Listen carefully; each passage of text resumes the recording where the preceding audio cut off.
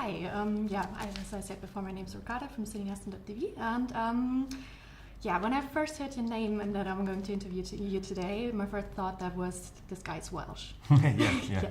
You're Welsh? Yeah. I read that you were born in Bristol, but... Yeah, Welsh heritage, so my parents are Welsh and all my family are Welsh, but I was born in England and grew up in Birmingham, which makes life complicated. Do you actually speak Welsh? Or? Unfortunately not, because I didn't go to school in Wales. Yeah. I can say a few words here or there, but no, not much, not enough. Okay, because I visited a few evening classes did you? in Welsh, and I thought maybe we can talk in Welsh, but not like... Why did you learn Welsh? No, but I mean, it's a wonderful language, and why not? But like, you don't live in Wales. Yeah, but I find it interesting. I studied English studies, and nobody really did anything about Wales, and I thought that, why not? Good for an evening you. class for that. You put me to shame. Let's just study it. That's great. But I can only say a few words by now. So. Shudach Rurin Huffy Coffee. Oh yeah. That's like everything I can say. That's all you need to know. Yeah. I'd like a coffee. Basic information. Okay, we prepared a little game as an icebreaker to start this interview off. I'm going to present you with a few keywords, and I want you to name a Queen song that comes to your mind when you hear them. All right.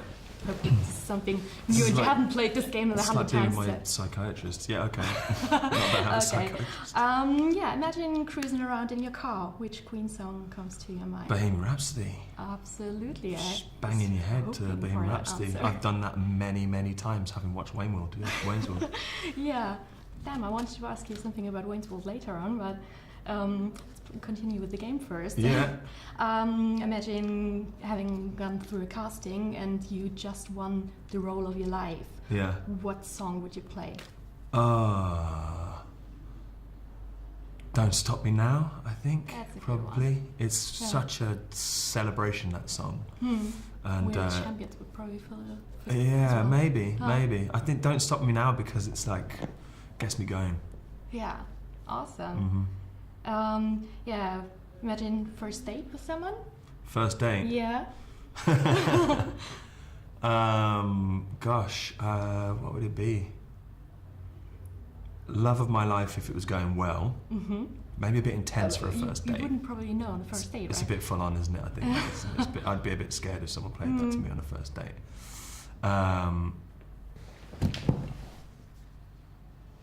I want love of my life if it's going well. I want to break free if it's not going well. That's a good answer. That sums it up. Yeah. Okay. Imagine going on running a marathon. What's like your jogging playlist? What Queen song fits best on that? Oh, that's a good one. Maybe Radio Gaga, because the rhythm of it's got quite a kind of like good metronomic rhythm, hasn't it? So it could keep you going to a good pace. Okay. Yeah. I actually have to Stop Me Now on my playlist. Don't Stop Me Now. Yeah. Well, I've already used that. Yeah. But Can I use it again? I haven't said that you can't use it twice. But I'll go for that. Okay. Yeah. And my favorite one, my friend came up with that, standing in a queue at McDonald's. Standing in a queue. I have a certain song in mind for that, but let's see your answer first. I Want It All. Okay. I thought about Fat Bottom Girls. Yeah, that as well. But I Want It All, yeah. Yeah. But it's McDonald's. Maybe, that's a good point, actually. Yeah. Okay, now to the question part. When did you actually first come into contact with Queen as a band? When did you first hear a song? Well, I had an older brother, and he used to be into Queen, and I used to listen to it with him. So he was a good introduction to it, but really, we talked about it before, I'll say it again, Wayne's World. It was a good introduction to lots of people of my generation, I think. It's such an iconic scene, and everyone reenacts it. Whenever you hear it on the radio, you can't help but do it. And indeed, when we filmed the music video to Bohemian Rhapsody, when all their heads are in silhouette, and we were only doing the first bit that that involves that. Seen the movie this morning. Yeah. Oh yeah. There you go. Yeah. We only did that first bit, but when we came to doing the take, they just kept the playback going, and it kind of got to the rock art section, and we were all just like, can't help it, and just started headbanging and doing the Wayne's World bit.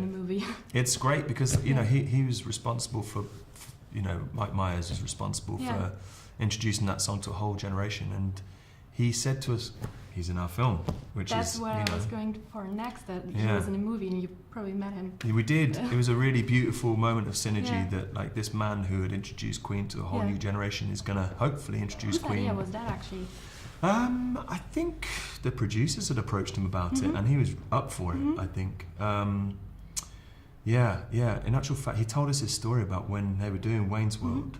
When it came to that scene in the car, they actually, the producers and the writers and what have you, really wanted to use Guns N' Roses, because Guns N' Roses were massive at the time, Yeah. and it was Mike Myers that went, nah, we got to do Queen. We're doing Bohemian Rhapsody because he loved Good them. boy. And Yeah. and as a consequence, like so many people have been introduced to that music, which just seems so appropriate then that we've got Mike Myers to then Yeah. continue the Queen education for a whole new audience, I And hope. also quite fitting a role. Yeah. He makes a little kind of reference to headbanging in cars. Yeah, about the song that Jadick wrote. Yeah. Yeah. Okay. When you learned that you got the role of Brian May, what was your first reaction? Like, how did you even find out? And were you intimidated by that, or completely overwhelmed with joy? Yeah.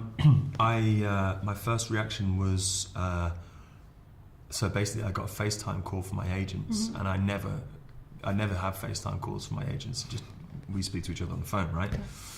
And I was like, that's odd. And I answered the call, and I just saw the two of them on the screen with Brian May cut-out masks, just kind of like screaming and shouting, going, you got it, you got it. And I was like, oh wow. And I was just kind of euphoric for about 3 days. It was then, once the euphoria started to die down, I started to think about the reality of this challenge. And think, oh God, I've got to do it. I've got to actually do it now. And that was pretty scary, because he's an icon that people love. The music is loved by so many, and you do feel the responsibility to do that justice, right? But that's also, it's a good motivator, that kind of fear, because it just forces you to knuckle down and work really hard. Yeah.